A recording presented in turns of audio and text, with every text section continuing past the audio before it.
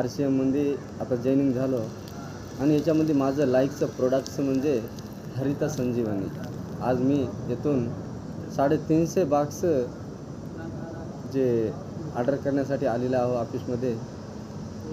असंच प्रत्येक शेतकऱ्यानं जर एक एकरसाठी एक प्रोडक्ट जर घेतलं तर आपलं भविष्य येणाऱ्या काळामध्ये म्हणजे जे केमिकलचं जे आपण खातो अन्न त्याच्याकडून शरीरालासुद्धा धोका आहे आणि येणाऱ्या काळामध्ये आपले मुलं बाळं चांगलं राहावं म्हणलं तर RCM प्रोडक्ट खाणं जरुरीच आहे.